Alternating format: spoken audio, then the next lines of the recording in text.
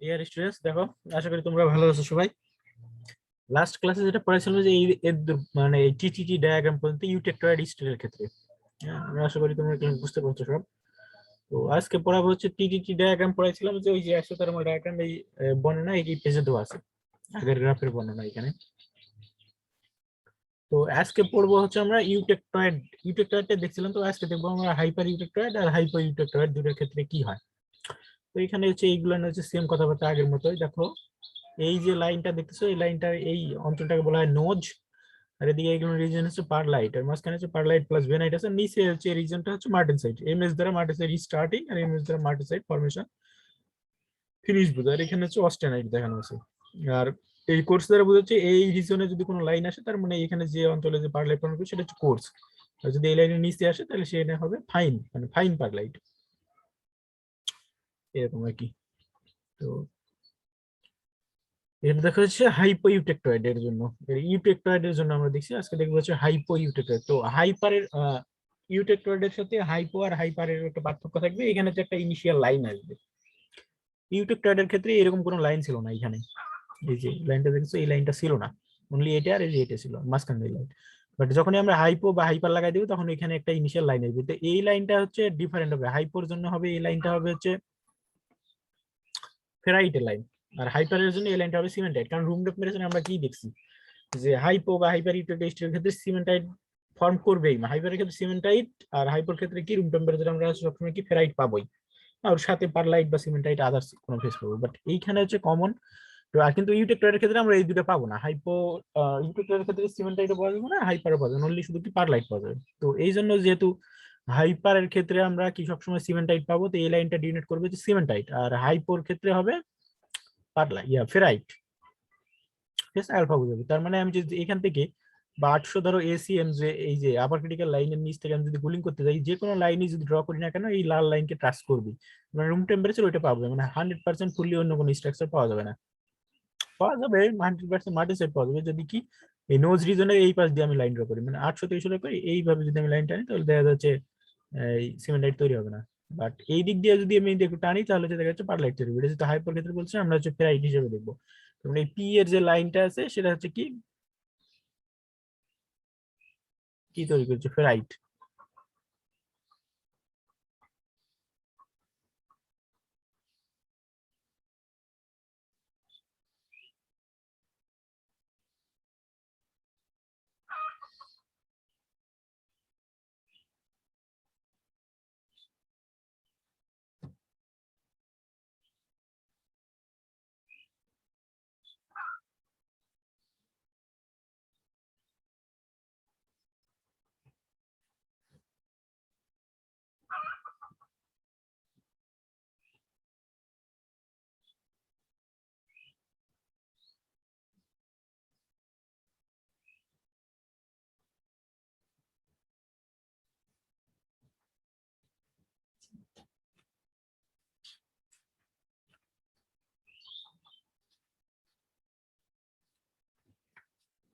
আচ্ছা ঠিক আছে, তারপরে দেখি।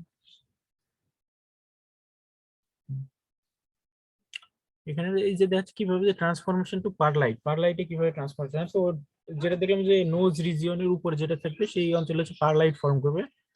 তো পারলাইটের মাইক্রোস্ট্রাকচার তোমরা জানো সবাই, যেটা হচ্ছে কি ফেরাইট আর সিমেন্টাইটের আর কি ল্যামেলার একটা স্ট্রাকচার। তো এই টেম্পারেচারটা যত ডিক্রিজ করতে থাকবে এই ল্যামেলার স্ট্রাকচারটা তত বেশি আর কি মেইনটেইন হবে। বাট কি হচ্ছে বলেছে যে স্পেসিং বিটুইন দ্য ফেরাইট আর কার্বাইড লেয়ারের মাঝখানে এটা হচ্ছে স্পেসিংটা কমে যাবে। এখানে দেখেছে আসছে এই ফিগার গুলো তোমরা যে দেখো একটু, এখানে দেখো মোবাইল বাউন্ডারিজ কি হয়েছে সিমেন্টাইট লেয়ার, আর এই পাশে কি হয়েছে দেখো এদের মধ্যে ডিসটেন্সটা একটু কমে গেছে, এই দেখাচ্ছে আর কি।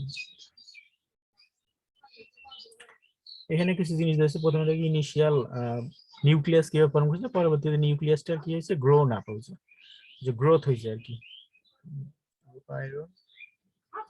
এখানে বলছে নিউক্লিয়েশন আর গ্রোথ, হেটারোজেনাস নিউক্লিয়েশন আর grain boundaries, interlamellar spacing is a function of transformation.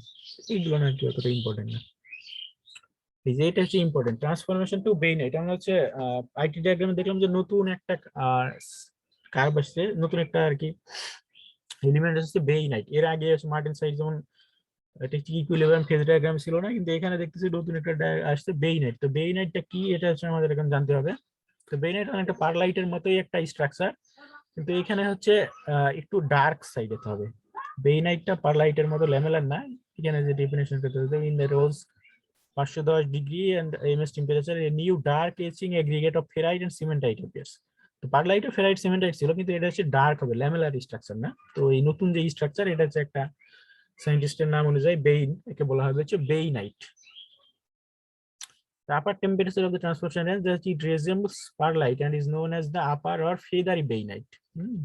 আর লো টেম্পারেচারে এটা হচ্ছে ব্ল্যাক নিডলের মতো আছে, যেটা হচ্ছে মার্টেনসাইট বলা হয়, একে বলা হয় লোয়ার অর অ্যাকিকুলার বেইনাইট। তো বেইনাইট হচ্ছে দুই টাইপের হতে পারে, একটা হচ্ছে ফেদারি বেইনাইট, এটা পারলাইটের মতো, আর একটা হচ্ছে ডার্ক যেটা স্ট্রাকচার শুরু করবে সেটা হচ্ছে মার্টেনসাইটের মতো, যে লোয়ার বা অ্যাকিকুলার বেইনাইট বলা হয়েছে। তো বেইনাইট ট্রান্সফরমেশনে দেখা যাচ্ছে দুইটা জিনিস দিচ্ছে, বেইনাইট 348 ডিগ্রি মানে হাই টেম্পারেচার যেটা ফর্ম করছে সেটা ডার্ক বেশি, আর একটু ক্রিস্টালগুলো নিডলগুলোর সাইজটা একটু মোটা মোটা। আর বেইনাইট যেটা 278 ডিগ্রিতে ফর্ম করছে এটা একটু দেখো ডার্ক কম, বাট যেটা বলা হয় এটাই হবে যে ফেদারি বেইনাইট। তার মানে হচ্ছে দেখো এটা কি অস্টেনাইট যেটা ছিল সেখান থেকে কি আসতেছে, সিমেন্টটা মানে পারলা ফেরাইট প্লাস সিমেন্টাইটের স্টার দিয়ে দেওয়া হয়েছে, যে স্ট্রাকচারটা সিমেন্টাইটের স্ট্রাকচারটা আলাদা হবে। দেখো এখানে বলা হয়েছে কি perlite is nucleated by carbide crystal, bainite are nucleated by ferrite crystal, and these result in a different growth beam। তার মানে হচ্ছে কি পারলাইটের ক্ষেত্রে মেইনলি হচ্ছে ম্যাট্রিক্সটা থাকে হচ্ছে কার্বাইড ক্রিস্টাল, মানে হচ্ছে আয়রন কার্বাইড যেটা থাকে, আর বেইনাইটের ক্ষেত্রে এটা হবে হচ্ছে ফেরাইট ডমিনেট করবে এখানে। স্ট্রাকচারটা একরকম। আদার্স কিছু বৈশিষ্ট্যের কথা বলা হচ্ছে কি অ্যাকিকুলার সারফেস ডিস্টোরশন, লোয়ার টেম্পারেচারে যে কার্বাইড, এটা হচ্ছে ইপসাইলন কার্বাইডের মতো, ইপসাইলন কার্বাইড ইপসাইলন আয়রন আছে একটা হেক্সাগোনাল স্ট্রাকচার এইরকম হতে পারে। তো এইগুলো জাস্ট তোমরা একটু সিম্পলি একটা বৈশিষ্ট্য জানলেই হবে। আর ট্রান্সফরমেশন মানে ডেফিনেটের ডেফিনিশনটা জানতে হবে। এই যে আমার মেইন যে আজকে যেটা পড়াবো কুলিং কার্ভ, এইটা একটা কুলিং কার্ভ থেকে কোন কোন ফেজ পাওয়া যায় সেটা হচ্ছে এই এখান থেকে সব জানতে পারবো। তো এই যে কুলিং কার্ভটা যেটা দেখতেছো এটা হচ্ছে ইউটেক ইউটেক টয়েডের জন্য দেওয়া আছে।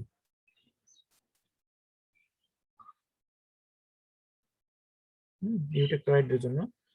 তো যদি আমরা হাইপো বা হাইপার লাগাই তাহলে এখানে হচ্ছে নতুন আরেকটা লাইন আসবে, যে এর আগে দেখছি এইখান থেকে একটা লাইন এইভাবে চলে যাবে। হাইপার ক্ষেত্রে হলে এটা হচ্ছে ফেরাইট হবে, আর হাইপারের ক্ষেত্রে হলে এটা হবে সিমেন্টাইটের লাইন। তো আমরা এটার ক্ষেত্রে দেখি যে কয়টা লাইন দাঁড়াচ্ছে, মোটামুটি 7টা 8টা লাইন রয়েছে। তো প্রত্যেকটা ফেজে প্রত্যেকটা লাইনের জন্য কোন কোন ফেজ পাবো আমরা সেটা দেখবো এখন। এই যে আমরা তার আগে বলে নিই যে প্রথম যে লাইনটা এটা হচ্ছে পারলাইট শুরু, এটা মাঝখানে পারলাইট 50%, আর এটা হচ্ছে পারলাইট শেষ। নিচে এসে এই যে লাইনটা দেখছো এটা হচ্ছে বেইনাইটের লাইন, আর এটা হচ্ছে মার্টেনসাইট শুরু, এটা হচ্ছে মার্টেনসাইট শেষ। তো প্রথমে 1 নাম্বার যে লাইনটা দেখো এই যে এই পাশ দিয়ে চলে আসছে, তার মানে হচ্ছে বা এখানে পারলাইট কে টাচ করছে, তার মানে পারলাইট শুরু হয়ে গেছে ফর্ম করা। এখানে 50% লাইনে টাচ, তার মানে কি 50% লাইন ফর্ম করেছে, কিন্তু শেষ পর্যন্ত এসে এক্স মানে এ দূর পর্যন্ত আসে, তার মানে হচ্ছে এই লাইনটা পুরোটাই হচ্ছে 100% পারলাইট তৈরি করবে, আর কিছুই না। যে 2 নাম্বারে যেটা আছে সেটাও একই, এই সিমিলারলি এভাবে চলে আসতেছে। 2 নাম্বার যেটা আছে সেটা হচ্ছে কি 100% পারলাইট, আর এদিকে এই পাশে হচ্ছে বর্ণ রয়েছে। তো এখানে একটা ডিফারেন্স থাকবে কি এদের মধ্যে, এই যে পারলাইটের হচ্ছে তোমার হচ্ছে কোর আর ফাইন, উপরের দিকে যেটা থাকবে সেটা হচ্ছে কোর্স পারলাইট, আর নিচে এটা হচ্ছে মিডিয়াম মাঝখানে, এটা ধরো 50% কোর্স 50% পারলাইট, আর নিচে যেটা আছে এটা হচ্ছে হবে কোর্স পারলাইট, মানে ফাইন পারলাইট। নিচে যেটা আছে দেখো পারলাইট টাচ করছে মানে শুরু হয়েছে মাঝখানে 50%, আর এইখানে এসে শেষ হয়ে গেছে। তো এইগুলো না একই সব। 4 নাম্বার যেটা আছে এটাও একই আসবে, কিন্তু দেখো 5 নাম্বার থেকে একটু ডিফারেন্স আছে। 5 নাম্বার যেটা এসে কি করতে, এই যে 50% কে টাচ করছে, তার মানে 50% পারলাইট ফর্ম করছে, তারপর এই দিকে এসে এখানে দেখো কি মার্টিন সাইড শুরু করছে এবং শেষ পর্যন্ত মার্টিন সাইড এন্ড হয়েছে, তার মানে যেখানে 50% পারলাইট তৈরি হবে 5 নম্বরে 50% হচ্ছে কি মার্টিন সাইড তৈরি হবে। তারপরে হচ্ছে 6 নাম্বারটা, এই যে 6 নাম্বারটা দেখো এটা হচ্ছে ডিরেক্টলি চলে আসছে মার্টিন সাইড টাচ করছে ফুললি, তার মানে হচ্ছে এটা হচ্ছে কি পারলাইটের দিকে কোনো কিছু টাচ করেনি, তার মানে হচ্ছে 100% মার্টিন সাইড ফর্ম করবে 6 নাম্বারে। 7 নাম্বারটা দেখো, 7 নাম্বারটা কি করছে, এই যে এখানে হচ্ছে মার্টিন সাইড কিছু পরিমাণ টাচ করছে, টাচ করে এসে সেটাতে এখানে এসে আবার কি করছে, এটা হচ্ছে কি মার্টিন সাইড ফর্ম করছে, তার মানে এর পারলাইট কিছু পরিমাণ তৈরি হবে, কিছু পরিমাণ হচ্ছে মার্টিন সাইড তৈরি হবে। আর 8 নাম্বারটা দেখো এটা পুরোপুরি কি হয়েছে, কোনো পারলাইট টাচ করে ডিরেক্টলি বেইনাইট অঞ্চল দিয়ে চলে আসছে, তার মানে 100% বেইনাইট তৈরি করবে এখানে। এই যে এটা হচ্ছে বেনাইট স্টার্টিং লাইন, এটা হচ্ছে বেনাইট এন্ডিং লাইন। হার্ট নাম্বার যেটা পাবো সেটা হচ্ছে 100% বেইনাইট। তো এইভাবে স্ট্রাকচার গুলো এখানে হচ্ছে ধরো কার্বন কার্বন কোনটা কি ফর্ম করে সেটা সুন্দরভাবে এখানে বলা আছে, মাইক্রো স্ট্রাকচারটা কেমন ধরনের হবে সেটা বলা আছে, তুমি এখান থেকে পড়লে বুঝতে পারবে। আমি চাইছিলাম এগুলো হচ্ছে ক্লাসে পড়াবো, তো অফলাইন ক্লাসে পড়ালে ভালোভাবে বুঝতে পারতাম। যদি কারো সমস্যা থাকে নেক্সট ক্লাসে বলো, তখন আমি বলে দিব। এখন দেখো টিটিটি ডায়াগ্রাম, যে ডায়াগ্রামটা কার উপর ডিপেন্ড করে, ফ্যাক্টর কি, এর ফ্যাক্টর হচ্ছে এর আগের দিনে যে বলছিলাম যেমন মার্টেসাইড ফরমেশনের যে ফ্যাক্টর গুলো কাজ করে, এখানে তাই যে কম্পোজিশন, কার্বনের ওয়েট পার্সেন্ট আর অ্যালোয়িং এলিমেন্ট, আর তার সাথে আছে হচ্ছে দুইটা জিনিস, গ্রেইন সাইজ, অস্টেনিটি গ্রেইন সাইজ কত বড় ছিল, আর হেটারোজেনিটি অফ অস্টেনিটি, এটাই বোঝাবে যে স্ট্রাকচারের হেটারোজেনিটি হোমোজেনিটি এটার উপর ডিপেন্ড করবে। কার্বনের কম্পোজিশন, কার্বনের ওয়েট পার্সেন্ট কত, আর অ্যালোয়িং এলিমেন্ট হিসেবে মানে আদার্স যে অ্যালোয়িং এলিমেন্ট আছে অনেক সময় যে অল্প পরিমাণে কি ইউজ করা হয়, মলিবডেনাম, নিকেল বা আদার্স যে অ্যালোয়িং এলিমেন্টস গুলো আছে সেগুলো কেমন পরিমাণে সেটার উপর ডিপেন্ড করবে। গ্রেইন সাইজ অফ অস্টেনাইট, কম্পোজিশনের কথা এখানেই বলছে দেখো। কার্বন কন্টেন্ট অথবা গ্রেইন সাইজ বাড়লে they moves curves to the right, কার্ভসটা হচ্ছে কি রাইট দিকে চলে যাবে, তো যত দেখি রাইট দিকে চলে যাবে আমার তত বেশি কি হবে, আমি হচ্ছে মানে রাইট দিকে মুভ করলে আমার জন্য সহজ, তার মানে স্লো কুলিং করলে ওই মার্টেনসাইট ফর্ম করতে পারবে, এটা মনে রাখবা। যত রাইট দিকে চলে যাবে তার মানে নোজ রিজনটা আমার যত বেশি বড় হবে সেটা আমার জন্য লাভ, সুবিধা। কার্বন কন্টেন্ট বাড়লে আমার হচ্ছে লাভ এখানে, বা গ্রেইন সাইজ যদি বড় হয়। আর এখানে অস্টেনিটি হেটারোজেনিটি বলা হয়েছে, তো এইখানে একটা জিনিস খেয়াল করো, এই যে দেখো তিনটারই ডায়াগ্রাম আছে, হাইপার ইউটেট্রয়েড, ইউটেট্রয়েড আর হাইপার। যেটা বলছিলাম দেখো হাইপোর ক্ষেত্রে এই যে একটা এখানে একটা এক্সট্রা লাইন যোগ হয়েছে, ইউটেট্রয়েডের ক্ষেত্রে কোনো লাইন নাই, আমরা যেটা দেখলাম এর আগে। আর এই যে হাইপারের জন্য আবার একটা লাইন যোগ হয়েছে, হাইপারের জন্য এই লাইনটা ডিনোট করবে হচ্ছে কি সিমেন্টাইট, আর হাইপার জন্য এই লাইনটা ডিনোট করবে হচ্ছে ফেরাইট। খেয়াল রাখবা এটা যে কোন কার কার ড্র করতেছো। তো হেটারোজেনিটি যদি বাড়ে, যেমন ধর এই যে একটা জিনিস আছে কি সিমেন্ট আনডিসলভড সিমেন্টাইট কার্বাইডস ইনোকুলেন্ট ফর পারলাইটিক ট্রান্সপোর্ট, পারলাইটিক ট্রান্সপোর্ট বাধা দেয়, ইনোকুলেন্ট মানে হচ্ছে বাধা দেওয়া, বুঝতে পারছো।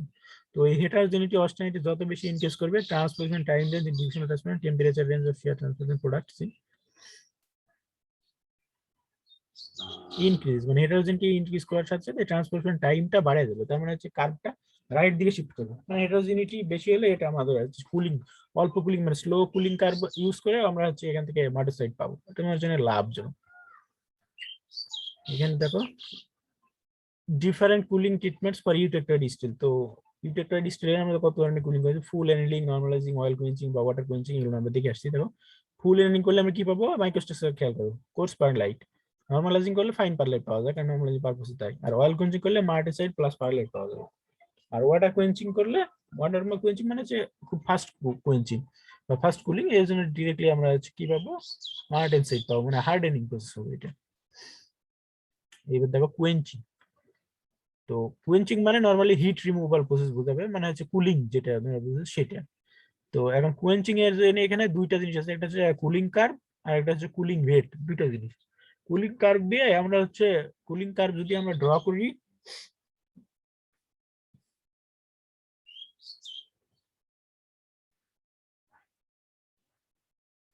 মানে হচ্ছে টাইমের সাথে টেম্পারেচারের যে ভ্যারিয়েশন হবে, এই ভ্যারিয়েশনের ফলে ধরো কুলিং কার্ভের থেকে আমরা হচ্ছে টাইমের সাথে টেম্পারেচারের ভ্যারিয়েন্ট থেকে ওইখানে কোন প্রোডাক্ট ফর্ম করবে সেটা আমরা জানতে পারবো। আর কুলিং রেটটা ডিরেক্ট করবে যে পার টাইম, যে কুলিং রেট যে কত ডিগ্রি সেন্টিগ্রেড পার মিনিটে হচ্ছে টেম্পারেচারের সাথে রেটটা চেঞ্জ হচ্ছে, এই কুলিং কার্ভে দেখা যায় variation of temperature with time, আর রেট চেঞ্জ বোঝাবে কুলিং রেট দ্বারা এটা। তো আমরা কুয়েঞ্চিংটা, কুয়েঞ্চিং এ মানে heat removal, mechanism of heat removal during quenching, quenching এর জন্য হিট রিমুভালের মেকানিজমটা আমাদের জানতে হবে। কারণটা হচ্ছে কি কোন ম্যাটেরিয়ালের স্ট্রাকচার, হার্ডনেস, স্ট্রেংথ, হ্যাঁ যেগুলো না আছে হিট ট্রিটমেন্টের মাধ্যমে আমরা তো চেষ্টা করি স্ট্রাকচার মডিফাই করা বা হার্ডনেস বা স্ট্রেংথ বাড়ানোর জন্য, তো এইগুলো হচ্ছে ডিপেন্ড করে যে অ্যাকচুয়াল কুলিং রেট আমরা যেটা ইউজ করতেছি সেটার উপর। তো এখন যদি অ্যাকচুয়াল কুলিং রেট আর একটা ছিল হচ্ছে critical cooling rate, actual cooling rate যে কুলিং রেট আমরা ইউজ করতেছি, আর ক্রিটিক্যাল কুলিং রেট মানে ওই কুলিং রেটের যদি নিচ দিয়ে মানে কুলিং রেটের সাথে যদি বেশি কুলিং রেট ইউজ করি তাহলে আমরা মার্টেনসাইট স্ট্রাকচার পাবো, আর তার সাথে যদি কম কুলিং রেট ইউজ করি ক্রিটিক্যাল কুলিং এর সাথে তাহলে সফট প্রোডাক্ট গুলো পাওয়া যাবে, যেমন যে এই ফেরাইট বা পারলাইট এগুলো পাবো আমরা। তো আমাদের এখন দেখতে হবে যে অ্যাকচুয়াল কুলিং রেট আর ক্রিটিক্যাল কুলিং রেটের মাঝখানে ডিসটেন্স যত বেশি হবে তত সফট ম্যাটেরিয়াল তৈরি। এবার যদি অ্যাকচুয়াল কুলিং ক্রিটিক্যাল কুলিং রেটের সাথে অ্যাকচুয়াল কুলিং রেট বেশি হয় তাহলে হচ্ছে হার্ড একটা প্রোডাক্ট পাবো যেটা হচ্ছে মার্টেনসাইট।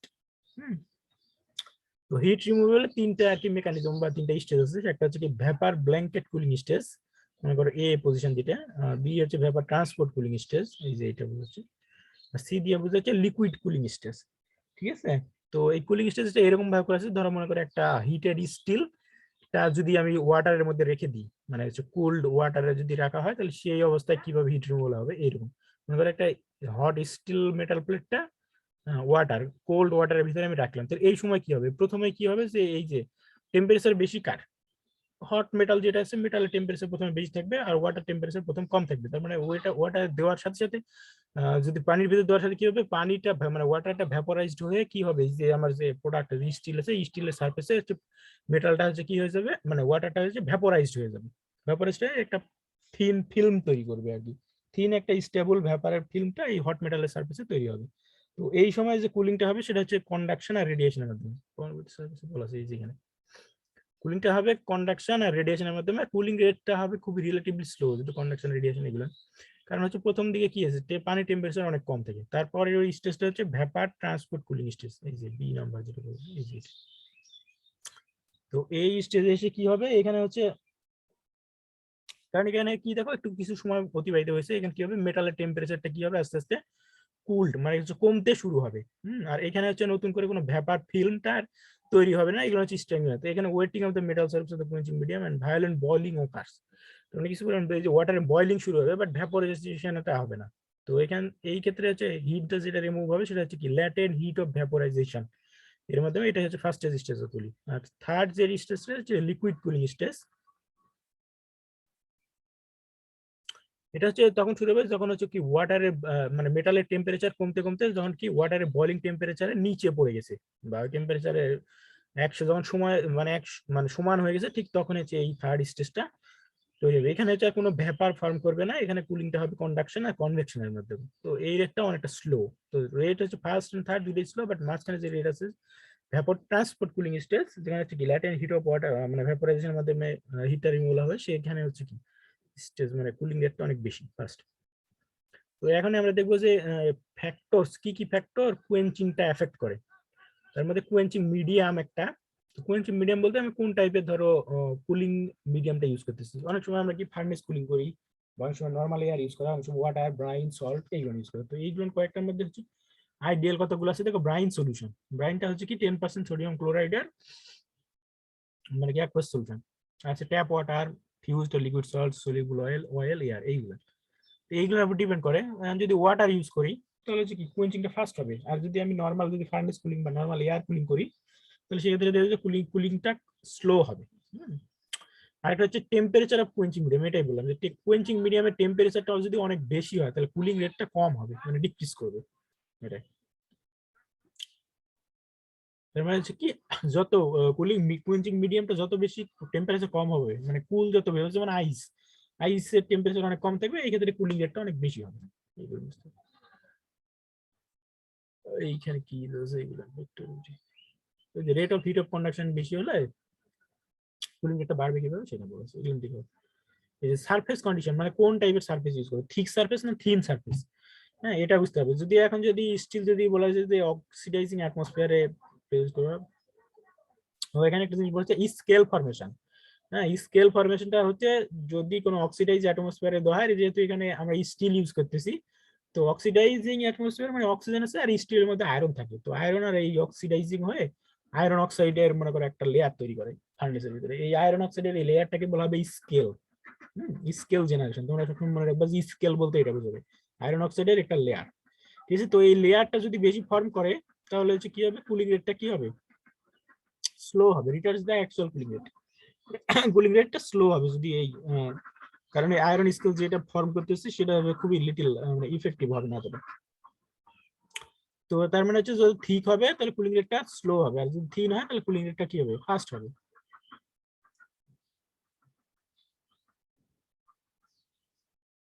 তো এই স্কেল ফরমেশনটা কিভাবে রিমুভ করা যায়, তো কপার প্লেটিং এর মাধ্যমে porosity atmosphere liquid surface cast iron chips এই ধরনের রিমুভ করা যায়। সাইজ এন্ড মাস,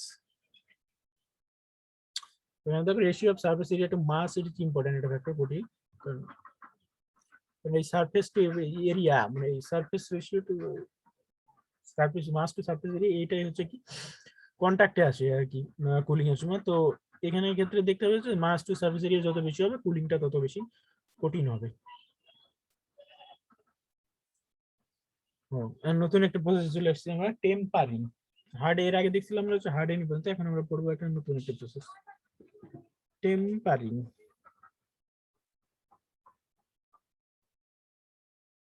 প্রথমে কোশ্চেন হচ্ছে টেম্পারিং আমি কেন করবো, কারণ হচ্ছে হার্ডিং এর মাধ্যমে যে মার্টেন সাইড যেটা পেলাম এর ভিতরে কি ছিল, আয়রনটা কার্বনটা ট্র্যাপড অবস্থায় আছে, ট্র্যাপড অবস্থায় থাকার জন্য এর মধ্যে অনেক বেশি পরিমাণে স্ট্রেস জেনারেট হয়। তো এই স্ট্রেস জেনারেট হওয়ার জন্য এটা কি হার্ডনেস অনেক বাড়ে, বাট এর সাথে সাথে একসাথে হার্ডনেস বাড়লে ব্রিটলনেসও বাড়ে। তার মানে খুবই হার্ড, এর ম্যাটেরিয়ালটা হবে খুবই ব্রিটল। তো এই ম্যাটেরিয়ালটা এত বেশি পরিমাণ ব্রিটল যে ওটা দিয়ে কোনো মেশিনিং করা যাবে না। এই জন্য ওই আমার স্ট্রেসটা রিমুভ করার জন্য, মানে রিয়েলি রেসিডুয়াল যে স্ট্রেসটা হার্ডের মার্টেন সাইডের ভিতরে আছে সেটা রিমুভ করার জন্য আমার টেম্পারিং করা হয়। তো টেম্পারিং একটা হিট ট্রিটমেন্ট প্রসেস। এই হিট ট্রিটমেন্ট প্রসেসে যে লোয়ার ক্রিটিক্যাল আপার ক্রিটিক্যাল যে লাইন আছে এই লাইনের নিচে একটু হিট করা হবে, হিট করে কিছু পরিমাণ টাইম আর কি হোল্ড করে রাখা হয় টেম্পারিং এর ক্ষেত্রে।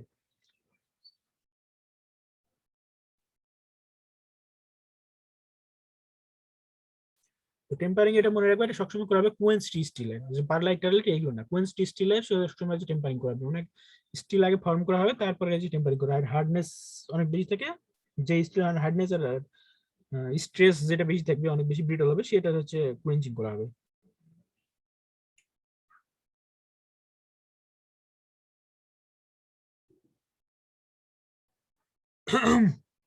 তার মানে কোয়েঞ্চিং যে স্টিল, কোয়েন্স স্টিলের হচ্ছে কি গ্রেইন সাইজটা অনেক বেশি বড় থাকে রুম টেম্পারেচার, তো গ্রেইন সাইজটা রিমুভ করার জন্য কোয়েন্স স্টিলের ক্ষেত্রে অনলি টেম্পারিং করে। তো কোশ্চেন এরকম আসতে পারে যে কেন শুধু কোয়েন্স স্টিলের টেম্পারিং করা হয়। কারণ হচ্ছে আমরা যেটা বললাম বারবার যে কোয়েঞ্চিং এর সময় মার্টেন সাইড ফর্ম হয়, আর এই মার্টেন সাইডের সময় হাই রেসিডুয়াল স্ট্রেস মধ্যে থাকে। তার মানে কোয়েঞ্চিং করা হয় মার্টেন সাইড থেকে রেসিডুয়াল স্ট্রেস রিমুভ করার জন্য। তো রেসিডুয়াল স্ট্রেস থাকলে কি প্রবলেমটা, এর হচ্ছে distortion and cracking, steel cracking করা, এই জন্য এগুলো রিমুভ করার জন্য টেম্পারিং করা হয়। তো এটা হচ্ছে কোশ্চেন, এরকম কোশ্চেন আসতে পারে যে why temperature is tempering is done just after quenching. হ্যাঁ, এটা অ্যান্সার, এটা বলে দিলাম যে যে স্ট্রেসটা রিমুভ করার জন্য, কারণ স্ট্রেস থেকে ডিস্টোরশন এন্ড ক্র্যাকিং হতে পারে। তো এটা খেয়াল রাখবে।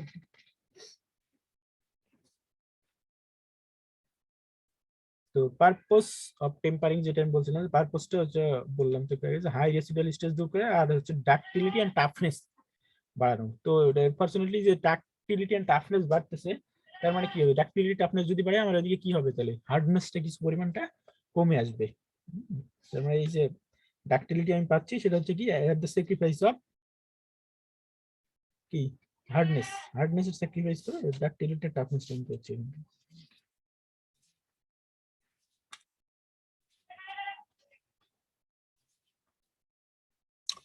আচ্ছা, এখানে হচ্ছে একটা কার্ভ মিসিং আছে, তোমরা হচ্ছে বইতে পাবা, আচ্ছা 306 নম্বর পেজে আমার টেম্পারিং রেঞ্জটা আমি কতটুকু রাখবো সেটা ডিটারমিন করে একটা চার্ট আছে, এখানে যে চার্টটা মিসিং আছে মানে কার্ভ থাকবে এটা। তো এই ফিগার 8.54 এখান থেকে দিয়ে তোমরা হচ্ছে একটু বের করবো এটা পড়ার সময়। খেয়াল করে দেখবে যে হার্ডনেস আর টাফনেস এর দেওয়া আছে, একদিকে দেওয়া আছে টেম্পারিং টেম্পারেচার আর ওয়াই এক্সিস বরাবর আছে হচ্ছে রকওয়েল হার্ডনেস আর টাফনেস এর দুইটা কার্ভ। তো এই গ্রাফ থেকে আমরা ডিটারমিন করতে পারবো যে টেম্পারেচারটা কেমন রাখবো। কোয়েন্স স্টিলে যদি এখন আমরা দেখো হার্ডনেসের কার্ভটা আস্তে আস্তে নিচের দিকে আসতেছে, টেম্পারেচার বাড়ছে, আর টাফনেসের কার্ভটা প্রথম দিকে বেড়ে মাঝখানে একটু কমে আবার উপরের দিকে যাচ্ছে। তার মানে হচ্ছে যদি আমি এরকম চাই যে আমার হার্ডনেস অনেক বেশি দরকার, তাহলে যে টেম্পারিং টেম্পারেচারটা কম রাখবো, ঠিক আছে, 0 থেকে 200 বা 400 নিচে। আর যদি টাফনেস আমার মেইন লক্ষ্য থেকে, তাহলে হচ্ছে 800-র উপরে থাকবে। বাট আমি যদি মডারেট দুটোই চাই, হার্ডনেসও চাই আবার টাফনেস চাই, তাহলে হচ্ছে আমার রেঞ্জটা হবে 400 থেকে 800। এখন এই রেঞ্জের মাঝখানে মডারেট টাফনেস আছে আর হার্ডনেস অনেক বেশি। এই গ্রাফটা পড়তে হবে তোমাদের, ফিগার 8.54, এটা এখান থেকে পড়ে নিই। এইখানে এখন একটা জিনিস খেয়াল করো যে টেম্পারিং এর স্টেজ, টেম্পারিং নরমালি হচ্ছে যে 1300 ডিগ্রি ফারেনহাইট পর্যন্ত করা হয়, 0 থেকে মানে 200 থেকে নরমালি 1300 ডিগ্রি, 100-150 থেকে 1300 ডিগ্রি ফারেনহাইট পর্যন্ত করা যায়। তো এখন এই যে 100-200 থেকে 1300 ডিগ্রি ফারেনহাইট করলে আমাদের হচ্ছে মাইক্রোস্ট্রাকচারটা কেমন আছে সেটা আমরা দেখবো। তার মানে যেটা কোশ্চেন এরকম, effect of tempering temperature on hardening of quenched steel and low alloy steel. এক্ষেত্রে আর কি বিভিন্ন রকমের যে effect of tempering temperature on microstructure, হ্যাঁ মাইক্রোস্ট্রাকচার যদি মাইক্রোস্ট্রাকচার কেমন হয় সেটা আমরা দেখবো। তো প্রথমে আগে এখানে দেওয়া আছে দেখো স্টেজ 1, তার মানে এখানে স্টেজ 1 এ আর কি বলা হয়েছে কত দেখো, রুম টেম্পারেচার থেকে 200°C। এই এর মধ্যে যদি আমি মার্টেন সাইডকে হিট আপ করি তাহলে একটা দেখা যাবে যে আমার যে ফাইনালি যে এন্ড প্রোডাক্ট পাবো সেই এন্ড প্রোডাক্টের মধ্যে কার্বন অ্যাটমটা প্রিসিপিটেট হবে কার্বাইড হিসেবে। আর আয়রন অ্যাটম যেটা আছে সেটা হচ্ছে বিসিসি আয়রন ফর্ম করবে। এবার থেকে এখানে মানে কি হবে, নিউক্লিয়েশন এন্ড গ্রোথ মানে diffusion and coalescence of carbide as the temperature is raised. তার মানে হচ্ছে এখানে যে কার্বনটা হবে কার্বাইড ফর্ম হিসেবে, আর ফেরাইট যেটা সেটা হচ্ছে বিসিসি স্ট্রাকচার ফর্ম করবে।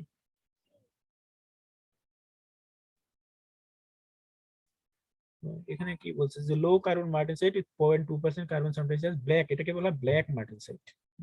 অনেক সময় এটাই আমরা দেখলাম যদি আমি টেম্পারেচার হিট আপ করি।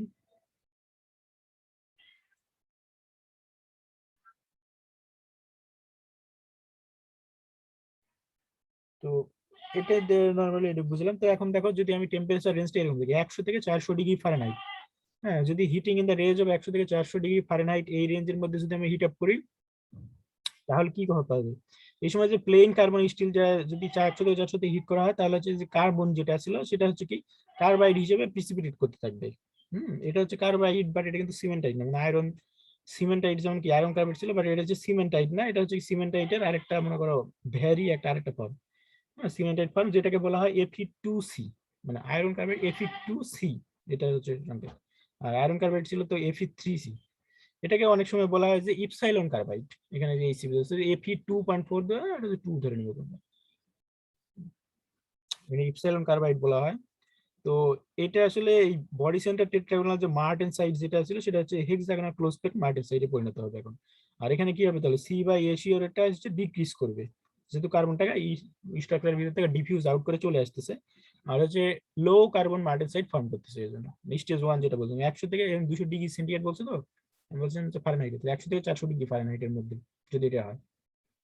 তো এই অবস্থায় যে আমরা ইপসাইলন কার্বাইড যেটা পেলাম সেটার প্রপার্টিজ হবে হচ্ছে কি, হ্যাঁ এর ফলে কি slightly increase the hardness in case of plain carbon steel hardness কিছু পরিমাণ বেড়ে যাবে, আর স্টিলের স্ট্রেংথ অনেক বেশি, high strength high hardness low ductility low toughness, আর কিছু পরিমাণ রেসিডিয়াল স্ট্রেস এখানে হচ্ছে থেকেই যাবে, মানে রিমুভ করবে আর কিছু পরিমাণ থেকে যাবে এখানে।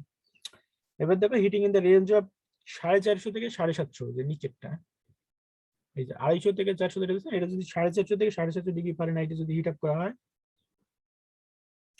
তাহলে যে প্রিসিপিটেশন কার্বনের যে প্রিসিপিটেশন কার্বাইড হিসেবে ছিল এটা চলতে থাকবে, আর ইপসাইলন কার্বাইডটা এবার কনভার্ট হয়ে অর্থোরম্বিক সিমেন্টাইটে পরিণত হবে।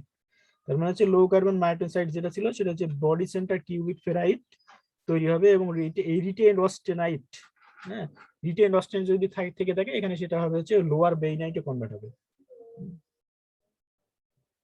তাহলে খেয়াল করতে হবে যে লোয়ার বেইনাইট পাবো আমি এই স্ট্রাকচারের ক্ষেত্রে। তার মানে হচ্ছে এটাকে বলা হবে ব্ল্যাক মাস। এখানে যে ফেরাইট থেকে বিসিসি বা এই স্ট্রাকচারটাকে বলা হয় অনেক সময় ট্রু স্ট্রাইট, মানে ডিজায়ার্ড একটা স্ট্রাকচার। আর আয়রন কার্বাইড যেটা থাকবে সেটা হচ্ছে অর্থোরম্বিক স্ট্রাকচার ফর্ম করবে। এর প্রপার্টিজ হচ্ছে টেনজাইল স্ট্রেংথটা কম হবে, ডিক্রিজ করবে, বাট অ্যারাউন্ড 2 লাখ psi এর মতো। ডাক্টিলিটি আর টাফনেসটা কম, আর হার্ডনেসটা যদি রকেল হার্ডনেস রেঞ্জে দিই স্কেলে নিতে 40 থেকে 60, depending on the temperature base করে। বইতে আছে, বইতে বলতে হবে না। যদি এখানে 750 থেকে 1200°তে হিট আপ করা হয় তাহলে কি হবে, সিমেন্টাইট পার্টিকেল যেটা ফর্ম করছিল এর গ্রোথটা চলতেই থাকবে। তো সিমেন্টাইট পার্টিকেল গুলো একসাথে মিলে ফেরাইট পার্টিকেলের সাথে দেখা যাবে, এই স্ট্রাকচারকে বলা হবে একসাথে সরবাইট। তার মানে 750 থেকে 1200°তে হিট আপ করলে সরবাইট স্ট্রাকচারটা পাবো, এর মধ্যে কিছু পরিমাণ কি সিমেন্টাইট থাকবে আর হচ্ছে ফেরাইট থাকবে। এর প্রপার্টিজ হচ্ছে টেনজাইল স্ট্রেংথ 1,25,000 থেকে 2 লক্ষ psi, আর পার্সেন্ট অফ ইলোভেশন 10 থেকে 20%, হার্ডনেস হচ্ছে 20 থেকে 40 রকল কারা হার্ডনেস। আর একটা ফাইনাল স্ট্রাকচার 1200 থেকে 1333°F যদি আমি হিট আপ করি তাহলে কি হবে, এই রেঞ্জে যদি হিট আপ করি তাহলে হচ্ছে গ্লোবিউলার সিমেন্টাইট পার্টিকেলস তৈরি হবে। এই স্ট্রাকচারটা খুব বেশি সফট এন্ড টাফ, হচ্ছে স্পেরোডাইজ সিমেন্টাইটের মতো। এটা হচ্ছে কি ডিরেক্টলি অস্টেনাইজকে যদি আমি স্পেরোডাইজ প্রসেস করি তাহলে যে এরকম সিমিলার একটা স্ট্রাকচার পাওয়া যাবে, হচ্ছে গ্লোবিউলার সিমেন্টাইট, আর এটাতে ফেরাইটের কিছু ম্যাট্রিক্স থাকে। তার মানে মার্টেনসাইটকে যদি আমি টেম্পারিং করা হয় তাহলে 3-4টি স্ট্রাকচার পাচ্ছি, তার মধ্যে একটা হচ্ছে ব্ল্যাক মার্টেনসাইট, ইপসালাইন কার্বাইড, ট্রুস্টাইট, সরবাইট আর গ্লোবিউলার সিমেন্টাইট। তো গ্লোবিউলার সিমেন্টাইট যে আমি এর খুব শর্ট স্ট্রাকচার, এর জন্য রকওয়েল হার্ডনেস খুব কম, 5 থেকে 10, খুবই কম।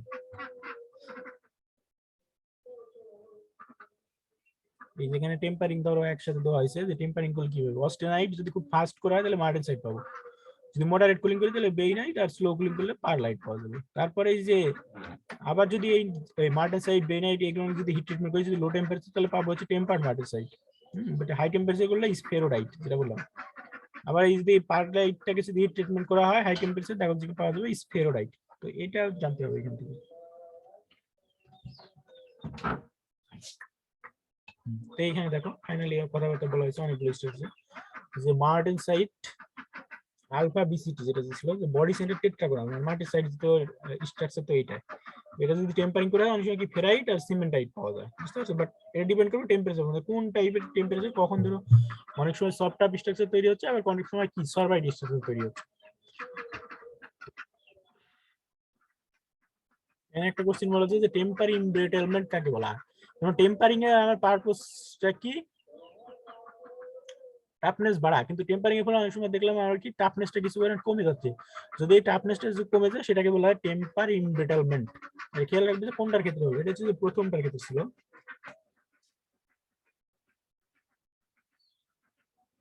হিটিং ইন দ্য রেঞ্জ 100 থেকে 750 ডিগ্রি ফারেনহাইট, মানে ট্রুস্টাইটের ক্ষেত্রে এই ফেনোমেননটা আসে।